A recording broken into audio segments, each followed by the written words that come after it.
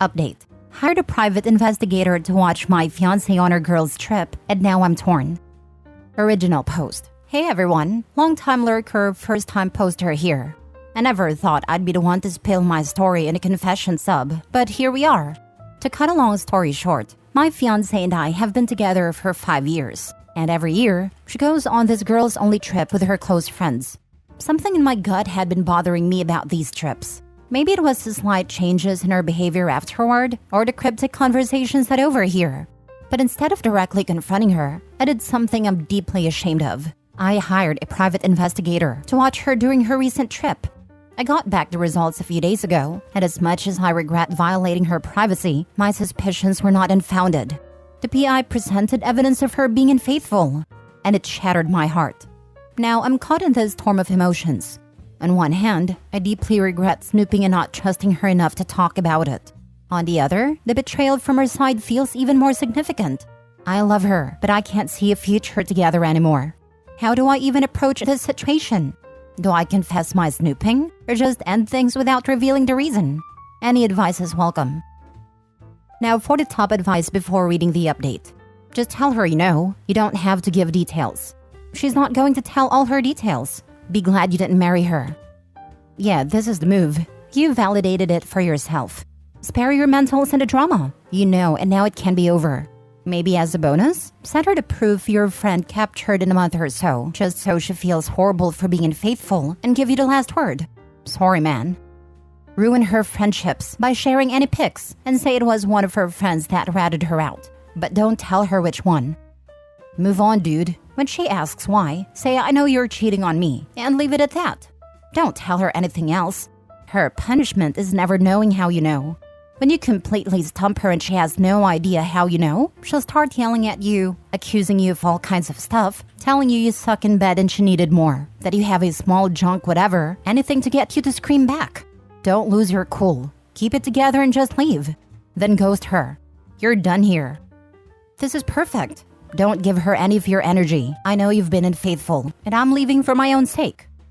All this, you have a task to perform that is critical to your happiness in the future.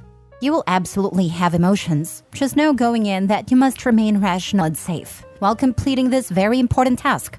Tell her you know, tell her it's over, and tell her you need to be left alone for a while and maybe forever. You may want to avoid having to coordinate for personal items later, so gather your things that you can't live without. Good luck, stay focused. You do got this. I would definitely just go with an I know it happened, and maybe one undeniable detail, and give her enough rope to hang herself. I'd also let the partners of the other women on this trip know what they've been getting up to. At the very least, there is open collusion and infidelity going on. If you don't know all the partners, then host one last dinner party with specifically that group and their partners, then pull the man aside either individually or as a group. Then enjoy the show. Now for the update. Hey everyone! I've received many messages asking about this situation, and I thought it was only right to keep those who cared in the loop. When my fiancée returned from her trip, I tried my best to handle things maturely. I gave her a chance to be honest, asking if there was anything she wanted to share about her trip. Instead of coming clean, she gaslit me, making me question my own perceptions and reality. Having the evidence I had, I confronted her about the affair. She was taken aback and immediately asked how I knew. I told her the truth, that I hired a PI. I didn't want to falsely accuse any of her friends, as some of you suggested, even though honestly part of me was tempted. She was furious. I've never seen her that angry in all our years together. Additionally, feeling it was the right thing to do, I shared the evidence with one of her friend's boyfriends, so he could be informed and consider getting tested if necessary. It was clear to both of us that our relationship had reached a breaking point. We broke up right then. Despite it being my house that I've financially covered for us, I left and checked into a hotel, giving her space and asking her to pack her things and move out. We didn't communicate for a few days. When she finally reached out, she expressed a desire to talk and perhaps find a way to mend things. But the trust was broken and I couldn't see a future for us, so I told her no. And now the part I didn't see coming, she's considering pursuing palimony payments. For those unaware, palimony is financially support provided to a partner in a non-marital relationship after separation. I've been informed that due to the relationship laws in our state, this could very well be a real concern. I've initiated a process of hiring a lawyer.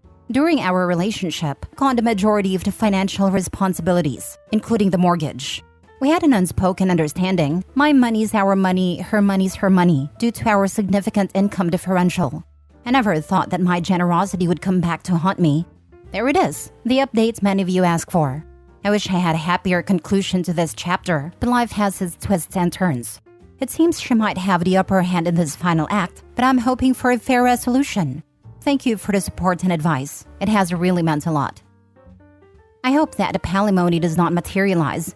It may not feel like it, but it's better to know now rather than a few years, and kids potentially down the road. Good luck to you. I can't imagine there being much of a case since she cheated. That's typically checkmate in these things. Eddie has the proof. I hope he wins, then countersues her for his legal fees. To hell with this useless little scrubber. Actually, now that you mention countersuing for legal fees, Opie might just tell her that directly. It might call her off her absurd witch hunt for money. If she has nothing to lose and everything to gain, why not go for it? Sometimes certain lawyers will even agree to work on the case for free if they feel they can win it and only get paid when they win. If Opie tells her he'll be countersuing for legal fees and that a significantly higher salary has afforded him a very expensive lawyer, suddenly there's a financial punishment if she loses.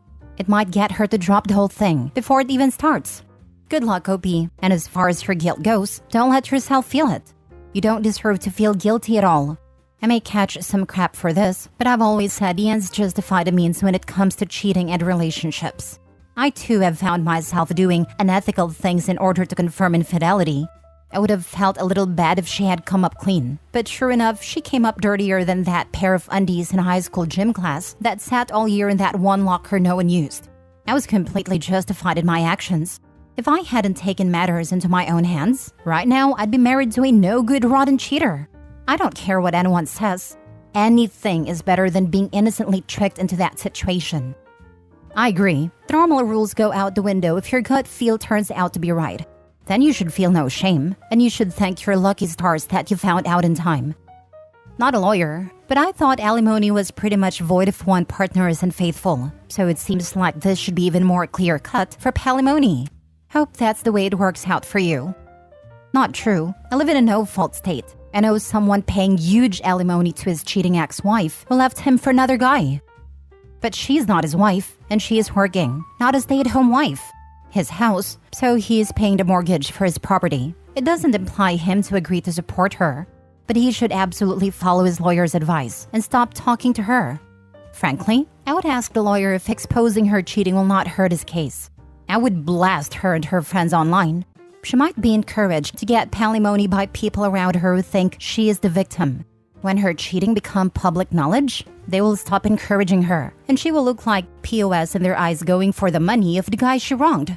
It might damage her reputation a lot, and she might back off on the money. Next story. Am I the a-hole for telling my ex-wife not everyone is a self-centered witch like her? I, 45 male, was married to my ex-wife, Kelly, 45, for 15 years. We have 2 children together, ages 16 and 10. We divorced 7 years ago. She left because I lost my leg. 15 years went down the drain because I was in a car crash. I was the main provider and we had a toddler at home that she couldn't care for us both. I'm not here to bash her on that. That's just the backstory. I'm now married to my wife of 2 years, Shay, 32. We are expecting our first child together, and she helps me raise my 2 since I get them every other week. She's incredible, everything that my ex wasn't. Kelly always makes comments about how the age difference is a red flag and how I should watch out. I've always brushed them aside, as I only have to see her during drop-offs and pickups. But ever since she's found out the news, she keeps reminding me that I am a 45-year-old amputee who will have to care for an infant, and if I'm sure I can do it and if she's gonna put up with it. Tonight, Kelly said to me that I better have a backup plan just in case. I snapped and said, "Not everyone is a self-centered witch like you." Kelly got mad and brought my kids home. It was supposed to be my week. I called and texted multiple times because I wanted to see my kids. She then sent me a long text that night about how she couldn't believe I could say something like that to the mother of my children, and that she was just warning me about what the outcome could be with such a younger woman, and how badly I hurt her feelings. I've yet to answer her, but my wife knows I want to see my kids, so she says I should just suck it up and apologize. Am I the a-hole? Now for the comments. Not the a-hole. Your ex is not only a self-centered witch, but an incredibly bitter one too. She has no business commenting on your marriage. She's way out of line. Is she refusing to let her kids see you unless you apologize to her? I'd drag her to court. I'd like to, but we have no legal agreement, and I have no plan to take her to court. She makes more money than the two of us and has a bigger home. I don't want to risk losing anything, especially seeing my children. You won't risk not seeing your children if you go to court for custody arrangements. A court-arranged custody arrangement will prevent your ex from using your children as weapon to beat you with. Go to court and get yourself a formal custody arrangement. My son's father and I split when our son was less than a year old, and even with it being amicable, we got a custody agreement in case one of us ever went nuts. Best decision we ever made, and it prevented a lot of arguments. This, I know legal terms like prenups and custody agreements set off alarm bells for a lot of reasons, but it really is best to get that stuff sorted out in writing while everyone still likes each other. My brother did the informal custody and alimony thing, where everything was all good with his ex, so he didn't feel a need to push for anything legal. I kept telling him this is the best time because everyone is on the same page, but he kept ignoring my suggestion. A year or so later, the ex breaks up with her partner and starts asking my brother for more money, and also starts to keep the kids longer out of spite. Things eventually get settled legally, but it was months and months of dealing with lawyers and such a waste of money on both sides. Last story. Am I the a-hole for hurting my father's mistress/wife? When I was 20, my family found out that my dad was cheating on my mom with our maid. They obviously got divorced, but since he stated that he was in love with a maid, the entire family did everything they could to secure our family wealth. Dad was disowned by his parents, and bottom line, he was left with nothing. After all of this, I was really traumatized and bitter. This was my dad, my male role model, my hero, and he was also the one to destroy our family. I admit that he tried really hard to keep contact with me and to explain to me that he still loved me very much and it had nothing to do with me, but I did not want anything to do with him. I cut him off entirely and refused any kind of communication with him for the past 9 years. Back then, I told him that he was dead to me, and for his sake, he should consider the same. Pretend he did not have a biological daughter anymore, and go play house with his mistress and her bastard daughter. I know he still kept tabs on my life, and each year he would send me messages on Christmas and my birthday, but I never responded. 6 months ago, I had a bad accident. I was driving home when a drunk driver hit me full force. The doctors let my family know that the injuries that I sustained were really bad and that they were doing everything in their power to save my life, but they should be prepared for everything. Luckily, I've fully recovered, but my dad has been insane ever since and trying to mend our relationship. He came to the hospital almost every day while I stayed there, but me refusing to see him did not make him understand that I want nothing to do with him. I recently changed my mind and decided to confront him and his mistress, now wife, because some relatives told me what the woman has been saying about me and my family. She has been talking trash, saying that it is not my fault for acting like this because I learned this from my family, mom and grandparents, and they are to blame for me being cruel. After hearing this, I cannot believe the audacity of this woman, so I agreed to meet my dad and her to set things straight. I think they got the wrong impression because when I went to meet them, they came along with her daughter and her husband. They were so disgusting. The woman had a stupid smile on her face and told me how happy she is that, after all this time, I was giving them a chance, and how happy she is that her daughter will finally have the sister she always wanted. I made it clear that I am not giving them any chance. I told her that I know everything she has been saying, and if I learned cruelty from my family, then her daughter must have learned from her that being a cheap woman and sleeping with your boss makes you progress in life. I also told her that thank God she does not have a uterus anymore, so she cannot taint my bloodline with her creatures. I told the girl's husband to watch out, because what can be expected from such disgusting women? Before leaving, I told my dad that he has two options. Either consider me dead, or divorce his joke of a wife, cut ties with that joke of a family, and come back into our lives. He told me that he cannot let me go, that I am his daughter, and that last years have been torture not being close to me. Again, I told him that if he expects forgiveness, he knows what to do, and if he really loved me that much, he will choose me this time. My grandparents agreed with my actions, and are hopeful that maybe their son will come back to his senses and come back to his family. But one of my aunts, Dad's sister-in-law, said that it was a low blow for me to mention her incapacity of having more children, that I may have hurt her with my words. Honestly, I do not care. She hurt me more when she destroyed my family, so her struggles, her hurt did not move me at all. Opie said when they go low, I'm taking the expressway in hell. What was the wife's reaction to this? Oh, not the a-hole. I mean, now looking back, I did not give her room to say much. I had things kept for 9 years that I needed to clarify, but her initial reaction was shock, like she did not expect it. What on earth do you expect to hear from someone who refused to meet you for 9 years and who you know for sure hates you is beyond me. After she recovered a bit, she started saying, I know we were wrong, but, and I just stopped her and told her no buts. There is no but here. She is what she is, and that's it. Honestly, cheaters always think people are just supposed to let things go. Well, let's see if your dad chooses a relationship with you or her. I'm so sick of Reddit absolving cheaters with the life is nuanced, is not black and white. Sorry, some things are black and white. No judgment, but you need some severe therapy.